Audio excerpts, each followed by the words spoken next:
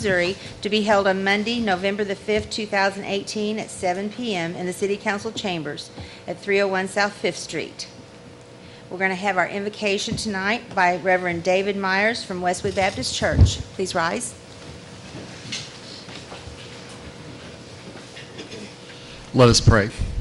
All right, Father, Lord, we love you. We thank you so much for our community. Lord, we thank you for those that have been elected, Lord, to run this meeting and, Lord, to guide our community. Lord, we ask that you would continue tonight to give wisdom to these individuals. Lord, we ask that you would give them wisdom as they lead our community. Lord, we thank you for the freedoms that we have, Lord, to vote, Lord, not just here in Poplar Bluff, but for the leaders in our country. Lord, I pray that you would also guide those elections tomorrow, Lord, that those people that you would have to be in office, you would see fit, would win those elections, Lord, to see our country and, Lord, to see our community bettered for your honor, for your glory. We say all these things in your Son's name. Amen. Amen. Thank you very much. And if we have Commander Dan Self in the audience to lead us in the Pledge of Allegiance. If not, I'll lead. Please remove your hats and turn to the flag. I pledge allegiance to the flag of the United States of America and to the republic for which stands one nation, under God, indivisible, with liberty and justice for all.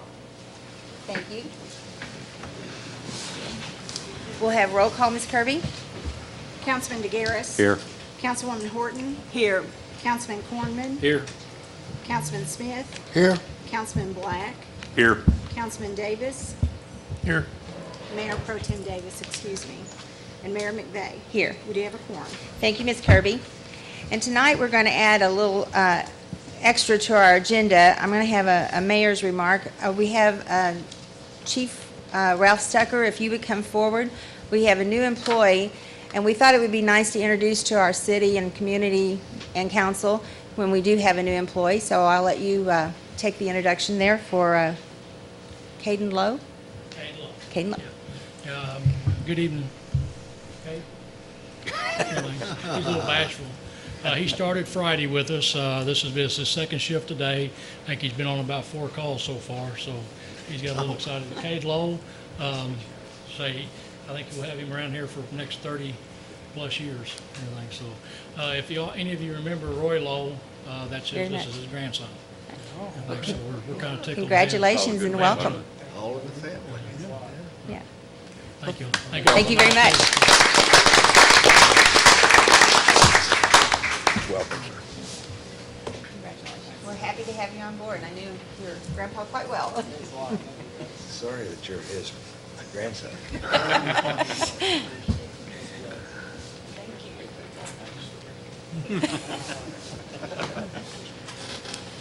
Thank you very much, and congratulations again. We also have another person in the audience I'd like to bring forward. If Chris Pruett would come forward.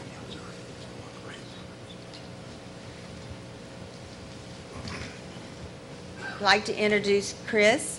He's the new publisher of the Butler County Publishing Company. I understand that's 4 newspapers. Yes. The Daily American Republic, the Prospect News, Donovan, Puxico, and Dexter. Very good. Yes. That's a lot to take on. It is. We would like to give you a formal welcome to Poplar Bluff, too. Well, thank you very much. Happy to be here. Thank you very much. Looking forward to meeting a lot of new people and having a good time. So, Very good. Well, all right. thank you, and Thank welcome you. to the city.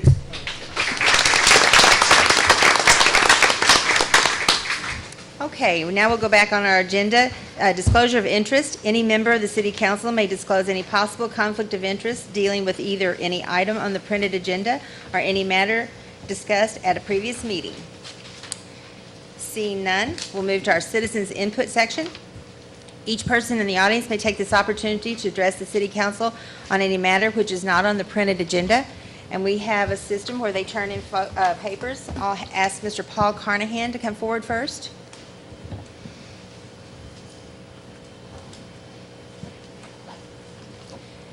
And as always, we'll always need your name and address for the record, please. I'm Paul Carnahan. I live at 1426 Parkview Drive, Poplar Bluff, Missouri. And this is in regards to a follow-up of Aspen Roofing Company working out of a residential, one-family residential area. and they've been there for 6 months at least right now. I brought this up 2 months ago, and I talked with Mr. Massingham at length the last meeting, and we kind of thought they would move out, but they're still operating. Saturday when I left there was 7 trucks and a trailer. A while ago I came by, there was 3 trucks and a trailer, and I'd like to know what can be done about it, and need to get them as a residential area, and I'd like to get it out of there. Are the trucks and trailer blocking any of the traffic ways or causing a nuisance in No. any way? They're parked on They're the all side of the street. on their side street or on their property? Yeah. Mr. Massingham or Mr. Richardson, like to address this? I know the city attorney and I have talked about it, and, the building inspectors met with them, and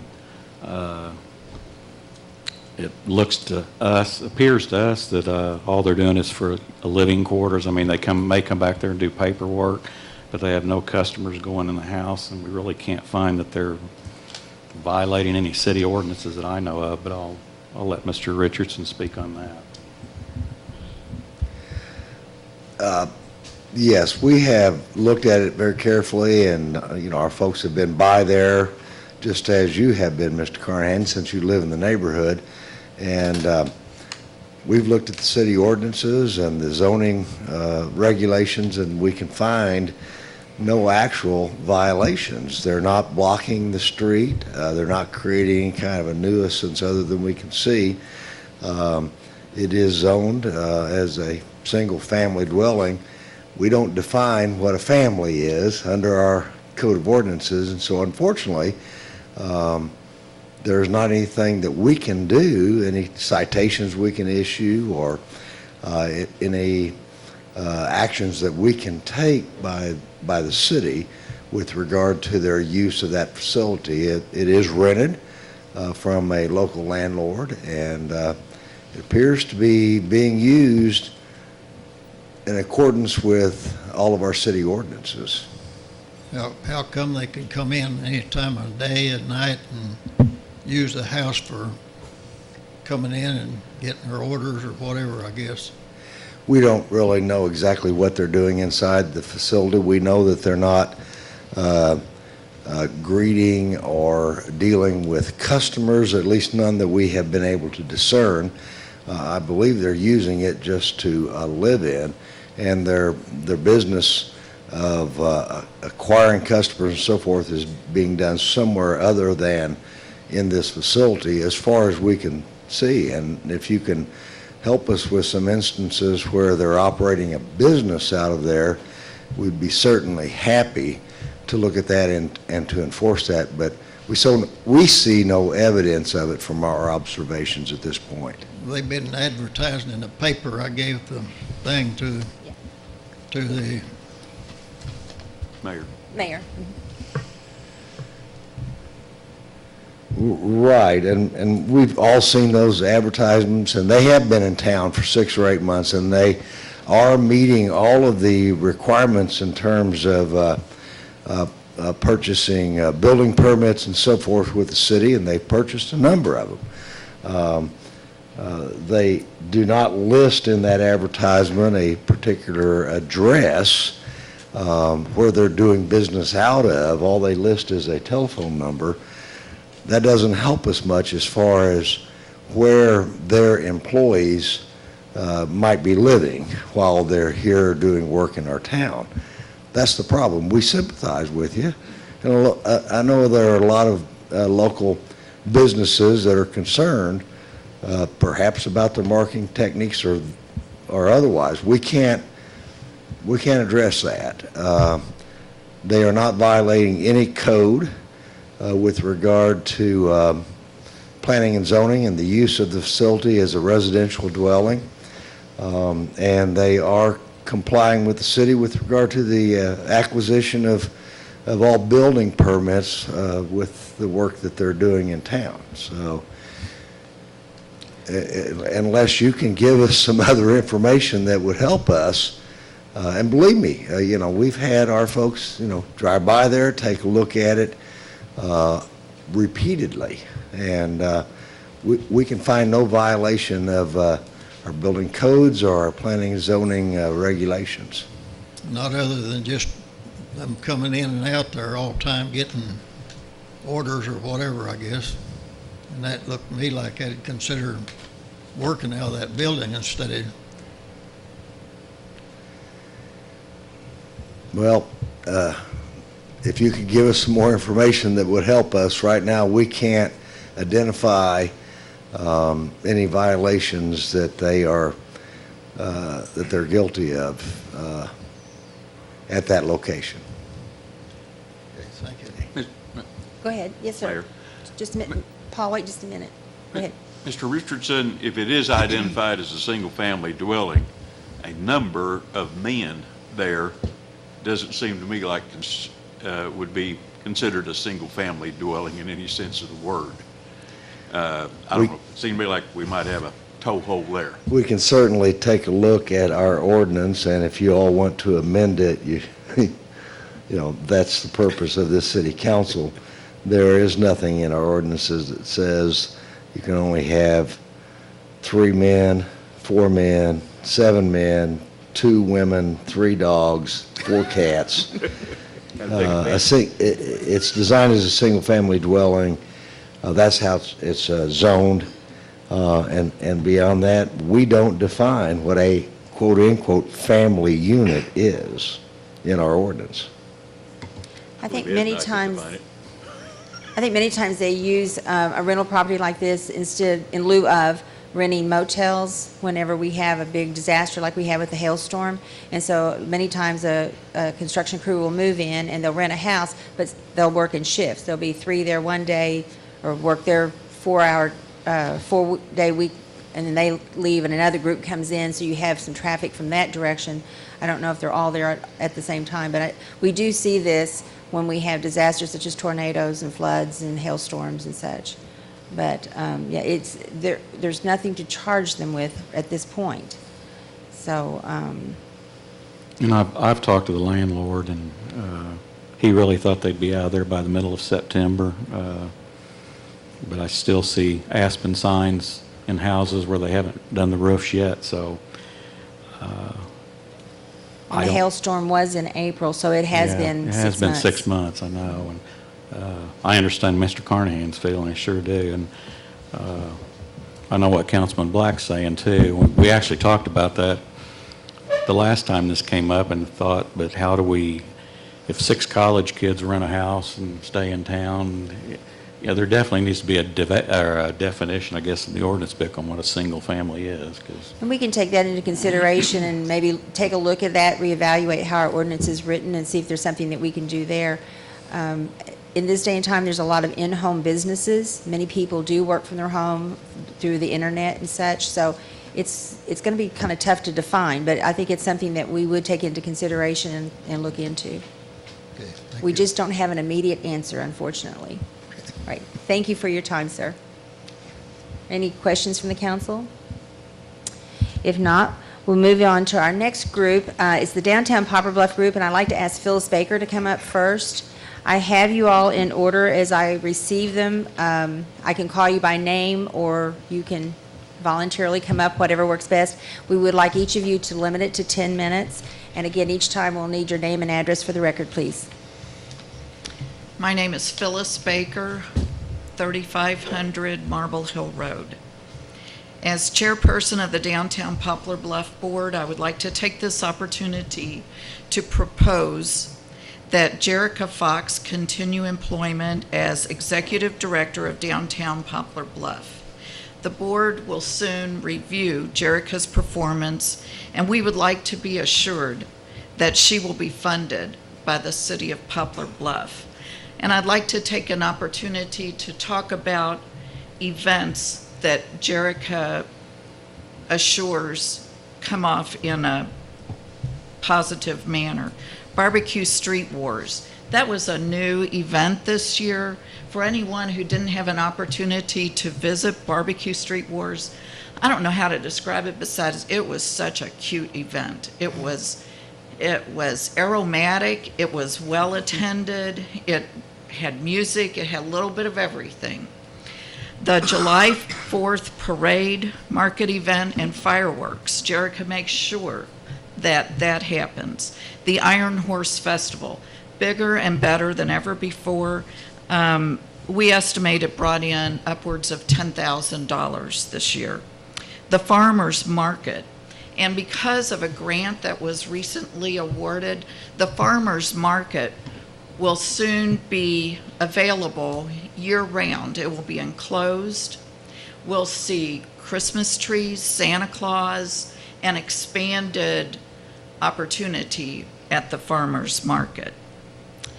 And there were grants that Jerrica applied for, and she was awarded. There was a grant for the farmers market. There was a grant for the dog park, and she brought in other donations and completed that project. It was a pretty sizable project, and turned it over to the park department. And she's currently working on a light project for Vine Street, and I'm really looking forward to that. I think it's going to change the dynamics of Vine Street at night.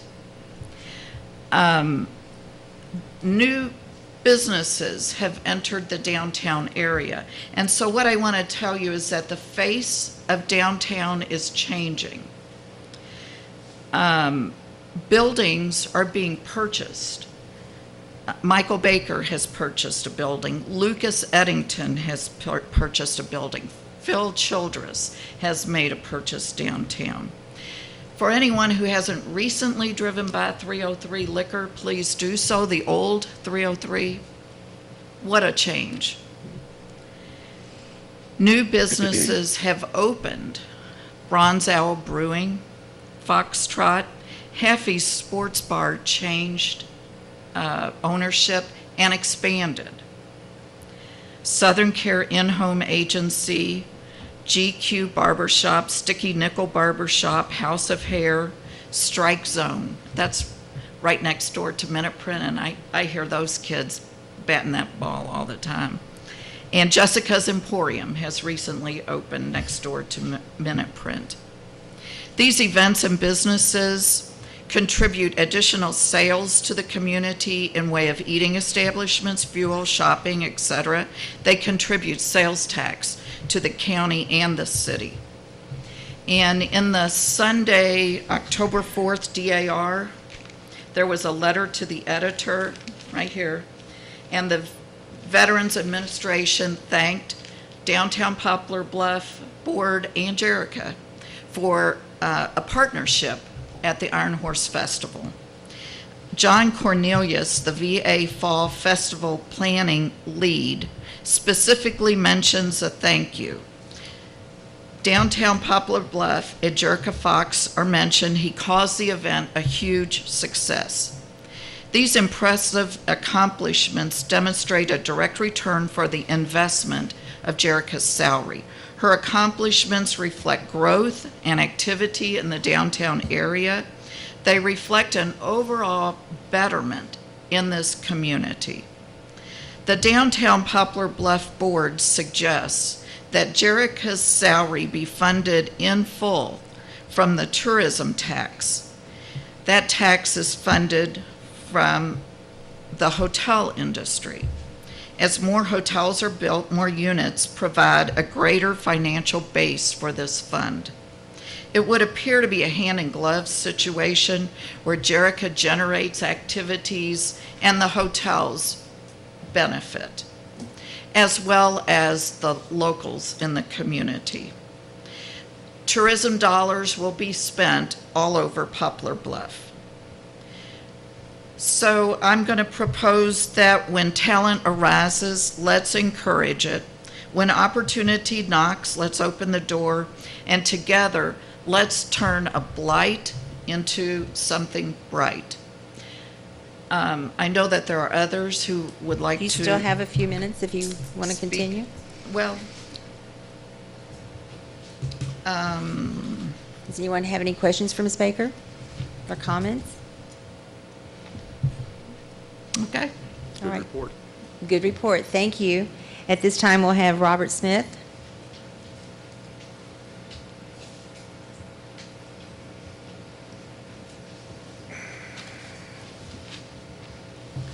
Hello, I'm Robert Smith, 501 North 5th Street. I'm here for the same reason Phyllis is, but she said it so well, I don't know what more to add to it, is that I think I've encouraged, sent everyone a letter encouraging everyone to think positive about budgeting Jerrica's position. I think for so many years, we all doubted whether or not we were getting our money's worth from the budgeting the money for that position. But finally, it's come to fruition that we've got someone who's actually made a difference. And now we have an opportunity to fund it out of the tourism tax now that the Coliseum's paid off. At least I think that's my understanding it is this year. That we can use the funds for that purposes. But, you know, the environment downtown, you know, and I want to thank the council and the mayor and Mark for everyone for doing, you know, making it two-way. And I think Jerrica had a part in that too, encouraged everyone to do that. And it changed the atmosphere of downtown almost immediately, I thought. Besides the momentary confusion we all did parking the wrong way for a few days. But even I did that when I knew it was something I really wanted. But it's slowed down the traffic, and people it seems like it used to be, you know, before they made it one way. Now it's the downtown, and now we got some shops beginning to open up and people talking about opening more shops. And Jerrica's recruiting more and more people who think are opening businesses, you know, the boutiques and everything that are downtown, like Dexter. And I think we should continue to fund this and encourage, because as it also downtown develops again, it will never be 8 points. We all know that, but it could be a nice little boutique area, as so many older cities have become. And that's where we started. I think we should give it some more time. And there's been some discussion of across from St. Vincent de Paul building is making that into a park and parking area with public restrooms, maybe even some kind of stage so we could put on performances there. If we could knock down the city garage, of course. Now there's another sore point. The city garage that's not a nickel and dime operation trying to tear that down, I understand. But I think if we continue to search for grants and ways of doing it, maybe using city manpower and getting a grant for some of it, maybe we'll be able to achieve that. That would be really a nice addition to put a park there with some parking, greenery, and the stage and public restrooms for all the events. And I couldn't believe with the Iron Horse Festival. I've been to several, and there only used to be, well, a few people there. The way of course, I was downtown being political, but I couldn't believe the number of people. The veterans down there with the parking lot with their car show. Then Home Depot had something going down there at the basketball area, and then they had dog park area too. It was the biggest crowd I've ever seen, and we're talking about triple the size, I thought. I just think that for what little it will cost us, that the future will generate all the wonderful things that this small town can bring back. The lights, and the atmosphere of downtown, and go back down there and bring back to all the old memories I know Mark has and a lot of other friends. And let's try to keep it going now that it's finally started moving. But thank you all for so much of work you've done. Thank you, Mr. Smith. Are there any questions for Mr. Smith or comments from the council? All right. Thank you very much. At this time, we'll have Gail Ferrer. Gael Ferrer. Thank you. I am Gael Freer, and I live at 97 County Road 534. When I first moved to Poplar Bluff, I, along with Jim and Cher Gagliotti and Jan Brown and several other people, tried to do a downtown revitalization. We worked very, very hard, but it was a part-time thing. It was something that we volunteered to do. We got a few things done. We had decorations for Christmas. We tried to get a little competition going with the businesses putting Christmas decorations in the windows. We got the Christmas parade going. We did have something called the May Fest. I don't know if you remember that, but we were all instrumental in doing that. But the problem was it was part-time. This is a full-time job. You need somebody who is willing to dedicate the entire day, the entire work week, and probably more than that, to make this thing a real healthy-looking community. Paducah has a beautiful downtown. Cape has a beautiful downtown. Potosi has a beautiful downtown.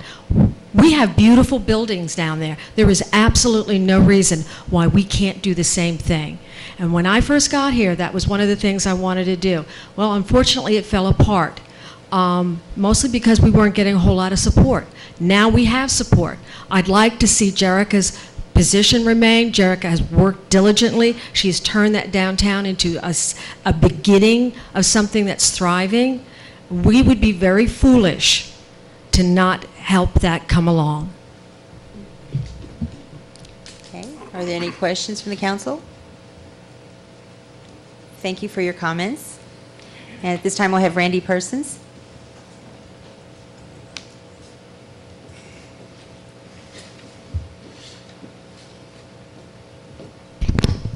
My name's Randy Persons, 5570 County Road 450.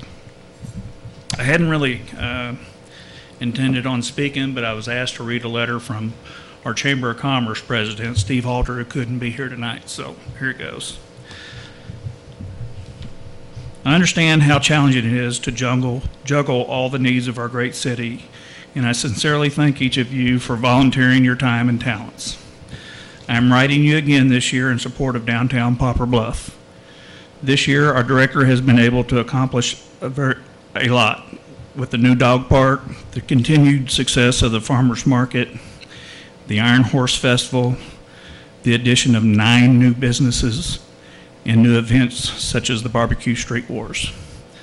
My fear of not funding this position means we will no longer have anyone to carry the torch.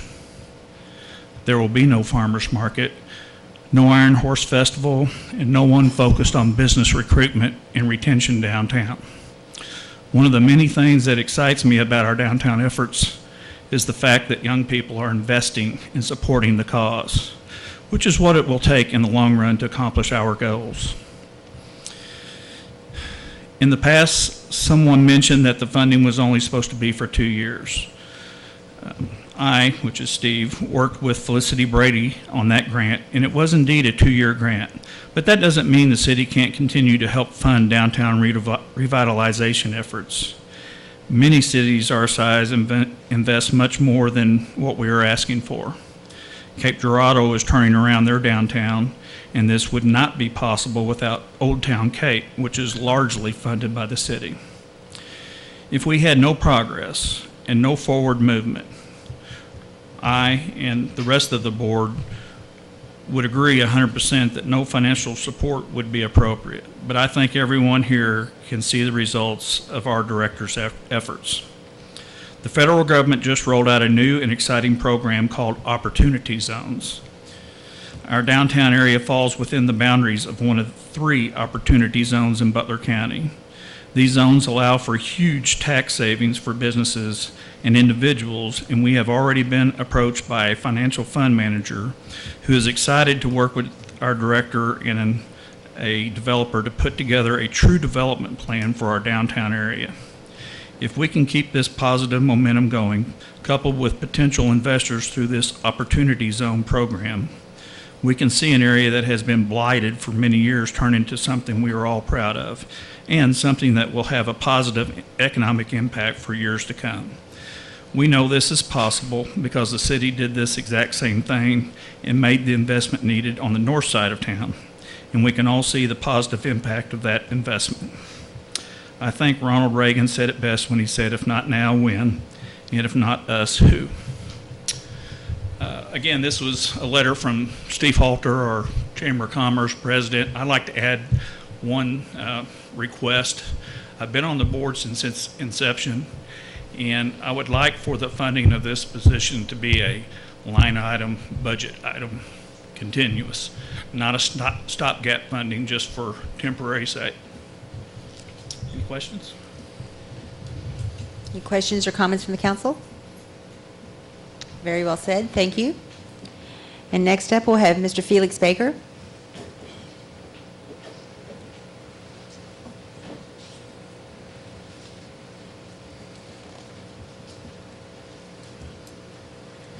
How you doing? Felix Baker, 3500 Marble Hill Road, Poplar Bluff, and a lot of commercial property downtown.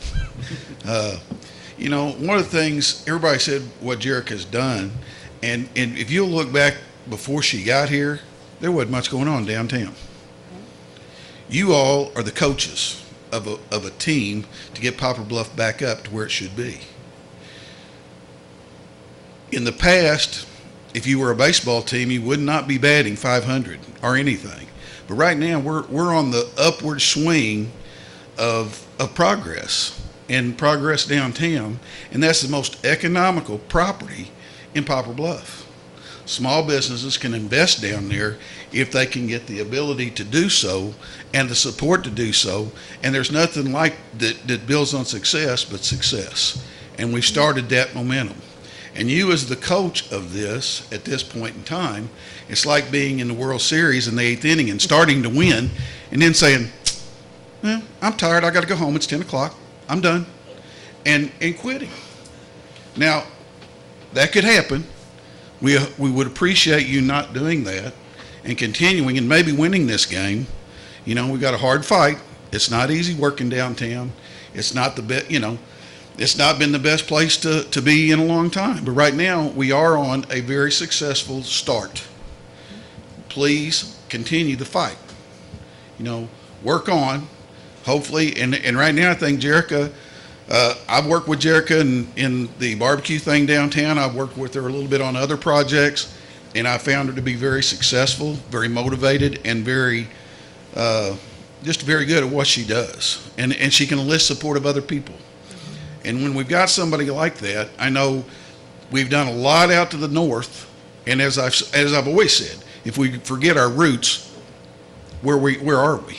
And we can't forget those roots. And our roots are downtown as much as they're out to the north.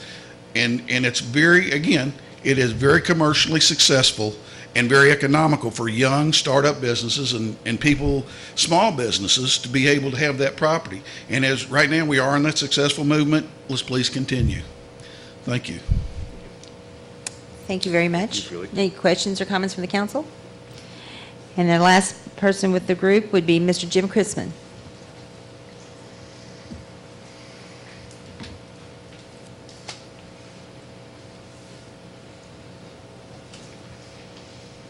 Thank you, Madam Mayor, members of the council. Jim Crispin, 464 North Main Street, Poplar Bluff. And I want to say with a little humor, if I may, and maybe a touch of sarcasm, that it's good to see City Hall still leaking as we came in tonight.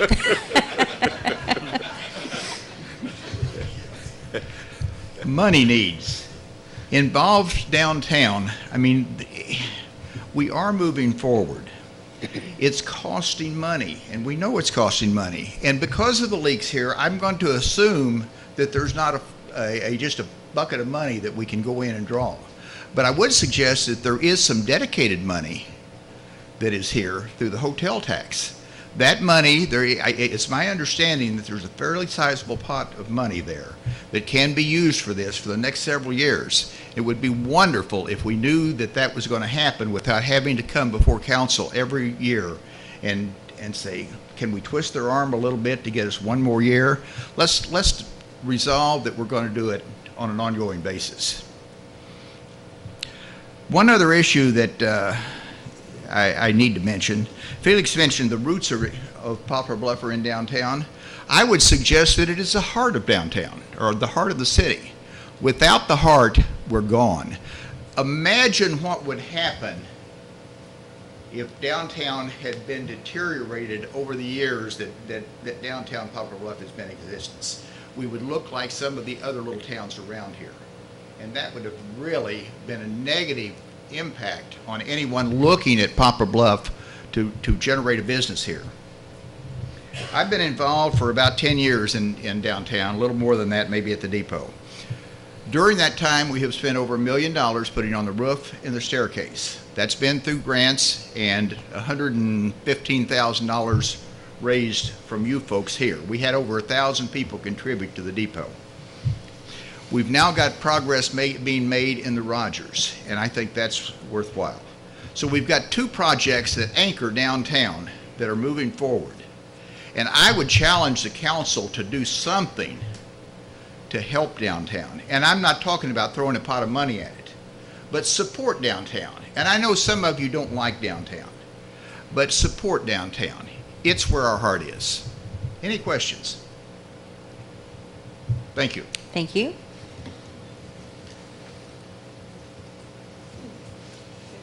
Is there anyone else who would like to speak regarding the downtown group that did not hand in a paper?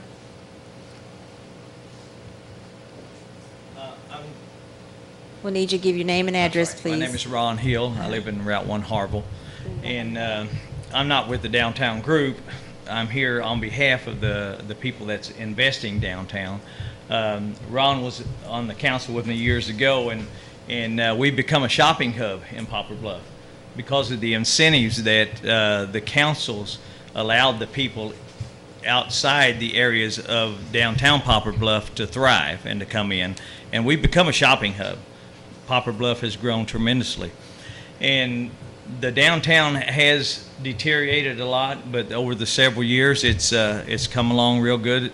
And I just want to encourage you guys that the younger generation is looking at the downtown. My son-in-law and daughter has invested down with Foxtrot Coffee. They bought the building and redone it, done a beautiful job.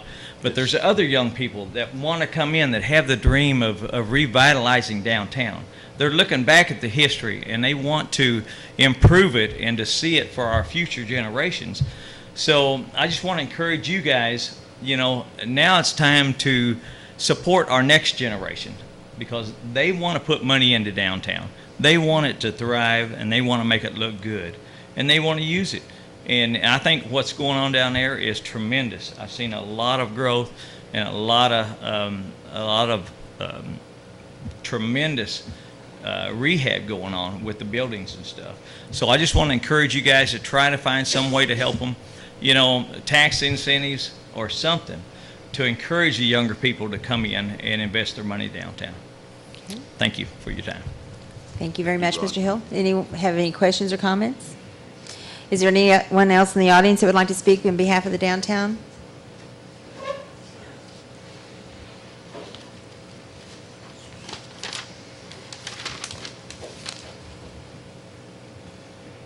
Travis Taylor, 1824 Barron Road, with Bronzow Brewing. And you guys heard tonight that young people invest in downtown. Us, Foxtrot, Halfies, House of Hair, we're all young people. We want to be downtown because we can't afford the $1 million property up north. Period. So where can we be? We got to be downtown. It's the only property we got. So Jerrica came to us when she knew we were going to open up a business.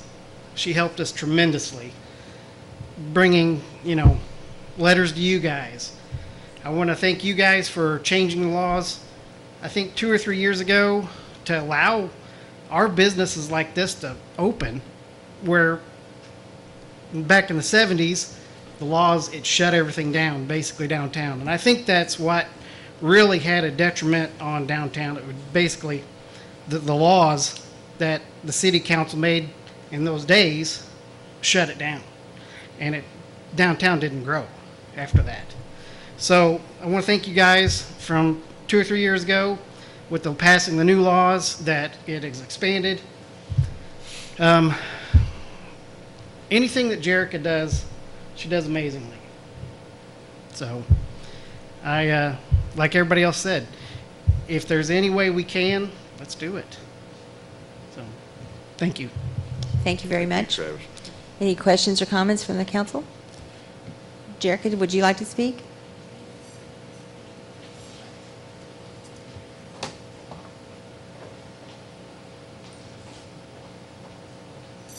Jerrica Fox, 1834 Ralston Avenue. I feel like the whole audience is full of downtown supporters, and I love it.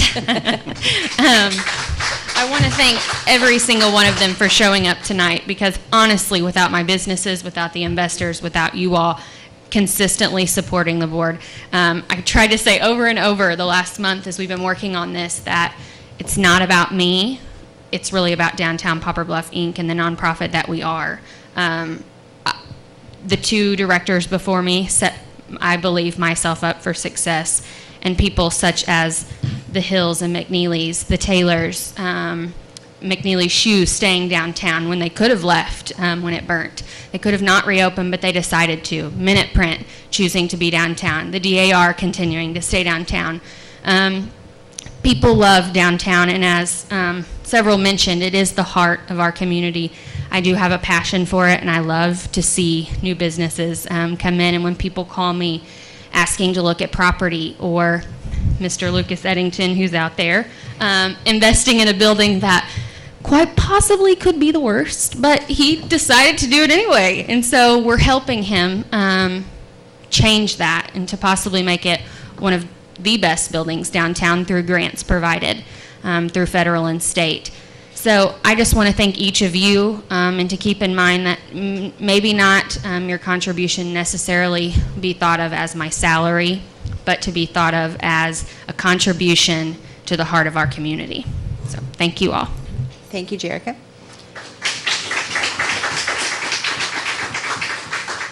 Are there any questions or comments from the council? Anyone else want to speak on that subject? Well, I think she has done a tremendous job, and the whole project has been about 10 years. For those who don't remember, we did get the Dream City appointed by Governor Blunt, and it was a 2-year grant with a matching 2 years, so it was actually funded for 4 years originally, and it has struggled beyond that, but it's made great strides in this year. We, as a council, are challenged with having to make decisions on where we spend our money, and there is money that is earmarked for that. That's how we were able to help out in the last couple of years with it. But we still have to would love to give raises to our employees. We have bridges to fix and potholes to fix and bills to pay for our city. So it's just it's something that we take into consideration, and we do not take it lightly. I mean, my heart is in downtown as well. I waited tables in the Dunn Coffee Shop. I mean, I remember downtown when it was vibrant. So I would love to see those days again. I don't know that's going to happen, but it is definitely on the right path. And we have to think outside the box. We have to rethink things. And I think Jerrica is very, very good at that because, adding the dog park, I think the young folks do want to be within walking distance of their businesses from where they live, loft apartments and such. So you put enough people together and support like she's got, and it's a team effort. And it's not just this council, it's not just the downtown folks. We're not cylinders, we're one big team. And if we look at it like that, I think we can come to some kind of decision. With that being said, we've not seen the budget. None of this has come before us that there is or isn't anything yet. So in the course of the next few weeks, we will be addressing that. But this is a lot of good information for us to take into consideration. It's not a yes and it's not a no. It's just that we have a lot to consider. And we appreciate all the input and the passion that we feel in this room tonight. Any comments from the council? We have another gentleman that would like to come forward on our citizen input, Mr. Spencer Jones. You didn't know how much passion we had in our city, did you? But this is good stuff. Yeah, it is. And we'll need My name is Spencer Jones. I'm a director of a nonprofit group called People United to Save Urban America. And we'll need your address, please, sir. 314 Short 5th Street. I'm here to address 3 or 4 issues. One is I'm here to address King Street. I travel all across America. There are only 2 states that have not been in America. I travel all across America. Every city I've gone to of 10,000 or more have we call a Dr. King Street, but Poplar Bluff. I am proud of Poplar Bluff. I born and raised here, went to high school here, played basketball here, went to the Army, the whole thing. So, but when I have friends that come here, they don't see that, and especially my grandkids and my kids, that's troubling. And so these are the things I want to, the King Street, and there's no Afro-American policeman, and there's no Afro-American fireman. And the fact that the Board of Electric, I know you guys don't control that, but I want to bring that up because all of it is together.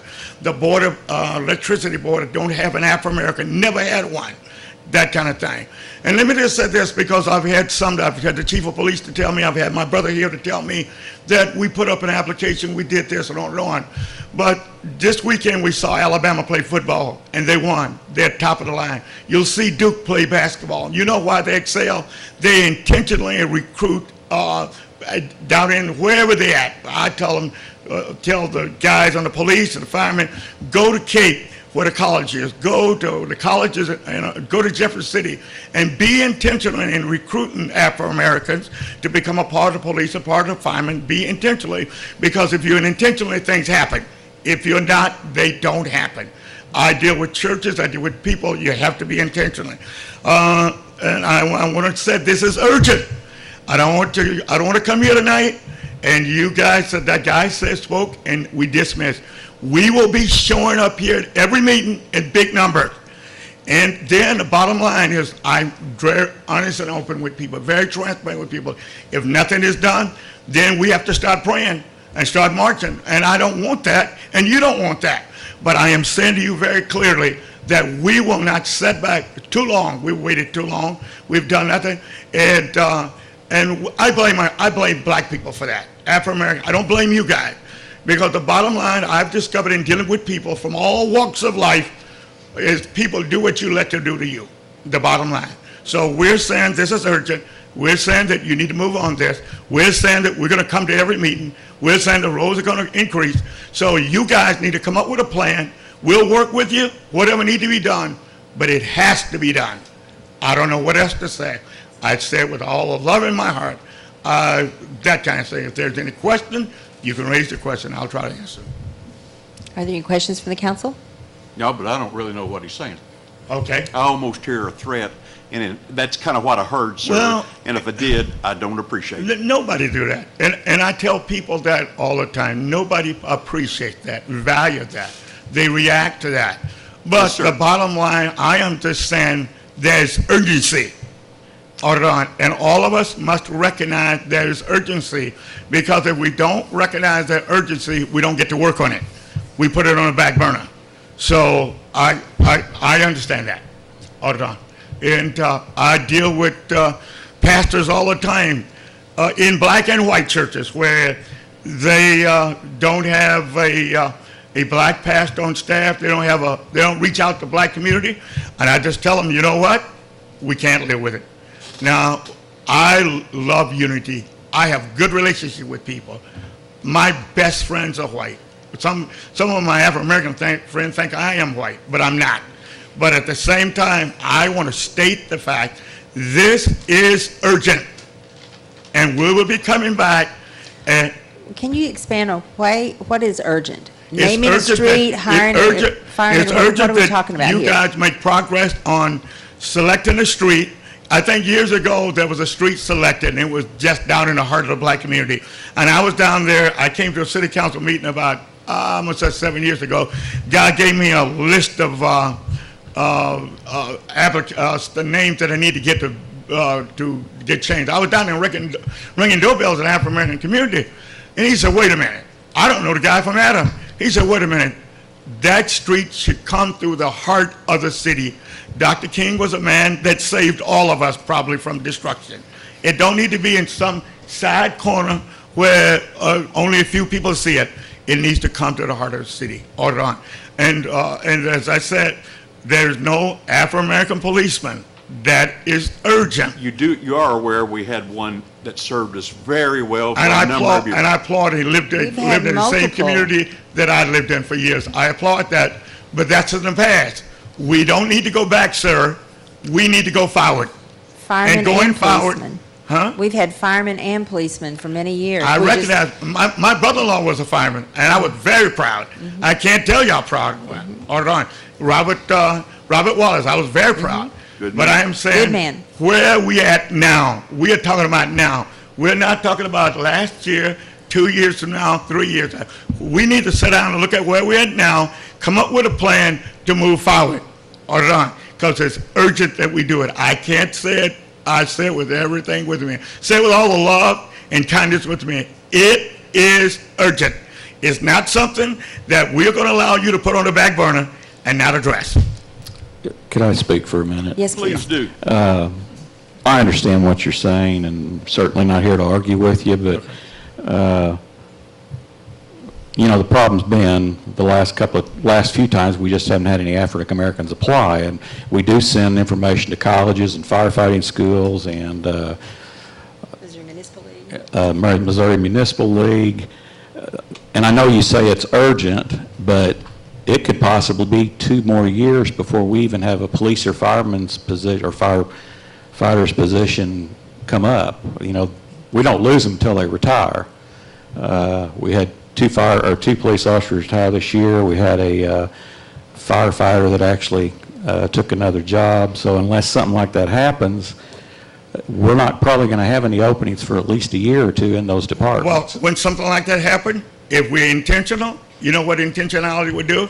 Says we don't have an Afro-American, and we're going to find one, and we're going to keep this spot open until we find one. That's intentionality. Sir, I think we are an equal opportunity employer, and we hire the best people. We hire, we're here to hire the best people. Okay, no problem. Okay. And I mean, we've had some great African-American firefighters and police officers, and I hope we get some more. I really do. Well, you'll get some more if you're intentional. If you will be intentional, all you got to do is ask the coach of Alabama, ask the coach of Duke. They're intentional. You follow me? When you're intentional, you get the job done. If you're not going to get it done. But I'm just saying to you in a kind way that this is something that cannot and will not wait forever. And like I said, it may be 2 years before we have an opening. So we can't just go out and fill positions that we don't have open. But what you can do, sir, and I think that we're missing the point, is say, for instance, tomorrow, if somebody retires or somebody becomes disabled, you would say, you know what, we do not have an Afro-American, let's just find one, we'll keep that slot until we get it done. What That's we say, intentional. sir, is we will hire the best person. Well, and if that person is an African-American, he should by all means get the job. Sir, but we have responsibility to hire the best person. Let me say to you, That applies. Let me say to you, I deal with people like you all the time, on and on. Your spirit is bad, and that's why we have that's why we have confrontations and marches and stuff like that, because of people like you and your spirit. Call me out. Yeah. You have one more minute. Well, I've said what I said. We'll be back here in December, January, February. We're going to come on and on. But I am saying the line will be drawn in the sand. You can do what you want to do. Wow.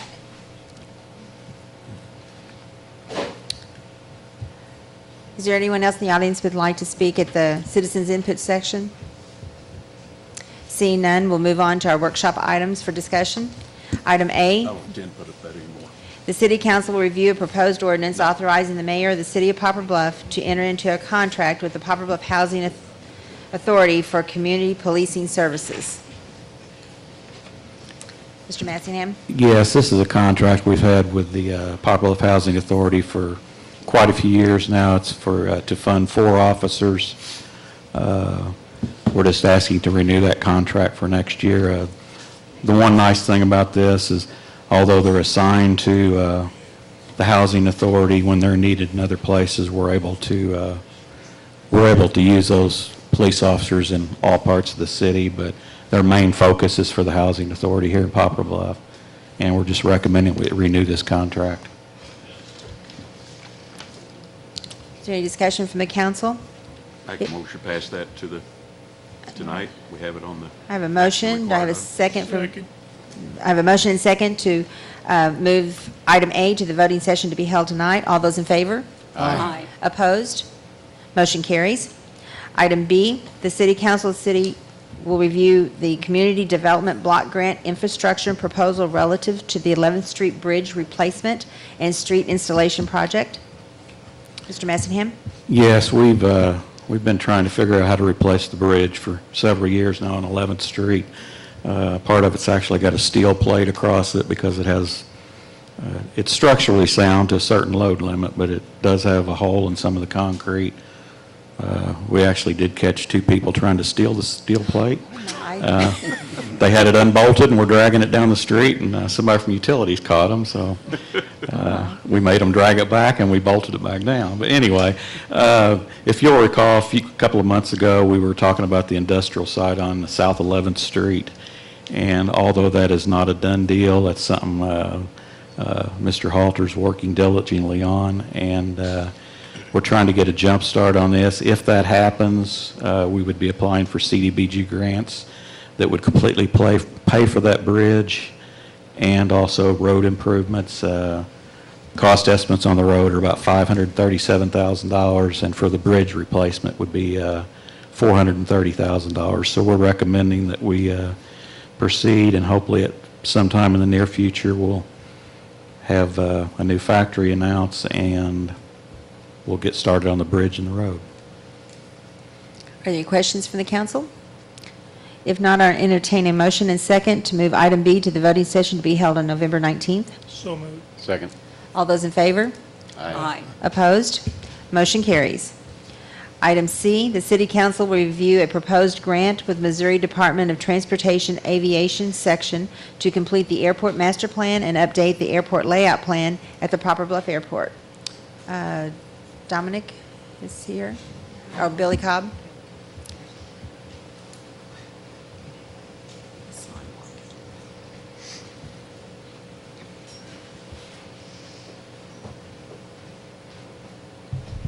Billy Cobb, 901 Vine Street, Smith & Company. Basically, it's a grant that's going to be applied for the aviation. It's going to be a ALP update. The last update, I think, was in early 90s, 92 maybe. And that ALP is used for future project funding. And the FAA and MoDOT would really like that updated, and basically the funding would come through entitlement funds, which are issued by the FAA. It'd be a 90-10 match, and so basically that's what we're applying for here. And if there's any questions, I'll be free to answer any questions or whatever. All right, if there are any questions from the council for Mr. Cobb? Okay, thank you very much. Good. I'll entertain a motion and second to move item C to the voting session to be held on November 19th. So moved. Second. All those in favor? Aye. Opposed? Motion carries. Moving to our action required items. AA, Bill number 8107. The City Council will take action on an ordinance authorizing the mayor to execute a work swap agreement between the City of Poplar Bluff and Missouri Highways and Transportation Commission. Motion for first reading of Bill 8107.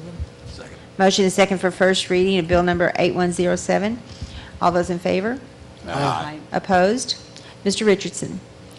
An ordinance authorizing the mayor of the city of Poplar Bluff to enter into a work swap agreement between the city of Poplar Bluff and the Missouri Highways and Transportation Commission. Motion for second reading. Second. Motion is second for second reading of Bill number 8107. All those in favor? Aye. Opposed? Mr. Richardson. An ordinance authorizing the mayor of the city of Poplar Bluff to enter into a work swap agreement between the city of Poplar Bluff and the Missouri Highways and Transportation Commission. Motion for adoption of 8107. Second. Motion and second for adoption of Bill number 8107. Is there any discussion? Roll call, Ms. Kirby. Councilwoman Horton, Yes. Councilman Cornman, Yes. Councilman Smith, Yes. Councilman DeGaris, Yes. Councilman Black, Yes. Mayor Pro Tem Davis, Yes. and Mayor McVey. Yes. We have 7 yes votes. Thank you. Bill number 8107 has been adopted. Item BB, Bill number 8108. The City Council will take action on an ordinance authorizing the mayor of the City of Poplar Bluff to enter into a contract with the Poplar Bluff Housing for community policing services. Move for first reading of Bill number 8108. Second. Motion is second for first reading Bill number 8108. All those in favor? Aye. Opposed? Mr. Richardson.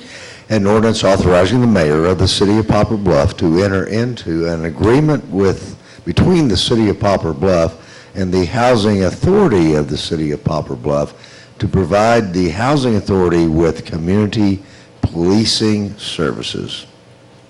Motion for second reading of 8108. Second. Motion is second for the second reading Bill number 8108. All those in favor? Aye. Opposed?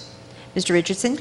An ordinance authorizing the mayor of the city of Poplar Bluff to enter into an agreement between the city of Poplar Bluff and the housing authority of the city of Poplar Bluff to provide the housing authority with community policing services.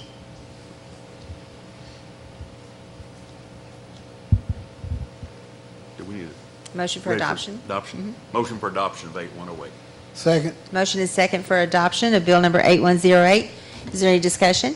I do have a question. From Yes. the information that I read, it stated that 4 officers would be dedicated to this program. But the wording seemed to indicate it would be 4 per shift. Now, is that 1 officer per shift, or what is that? It's equal to 4 officers. I mean, we don't have, there's no way we could do 4 officers per shift. But that's so, what I'm saying. It's yeah. not 4 officers Right. dedicated to that program Right. per shift. They fund salary and benefits for 4 It's split officers, up so, to 4, okay. yes. And Thank we you. provide services at the housing. All right. Any other discussion? Roll call, Ms. Kirby? Councilman Cornman. Yes. Councilman Smith. Yes. Councilman Black. Yes. Councilman DeGaris. Yes. Councilwoman Horton. Yes. Mayor Pro Tem Davis. Yes. And Mayor McVey. Yes. We have 7 yes votes. Thank you. Bill number 8108 has been adopted. Item CC, the City Council of the City of Poplar Bluff will meet in a closed meeting in which they will discuss such matters that are exempted under the Opens Meeting Law, Section 610.021.1.2.3.9.11.12.13 and 4.14 RSMO. A motion we move into closed session after the manager's report. Second. Motion is second to move into closed session. Any discussion? Roll call, Ms. Kirby? Councilman DeGaris. Yes. Councilwoman Horton. Yes. Councilman Cornman. Yes. Councilman Smith. Yes. Councilman Black. Yes. Mayor Pro Tem Davis. Yes. And Mayor McVey. Yes. We do have a quorum. Thank you. So we'll go into closed session after the city manager's report. Mr. Massingham? Just want to remind the residents that next Tuesday is our second bulk trash pickup that we will have. It's costs the residents $20 for 4 large items like couches, chairs, refrigerators.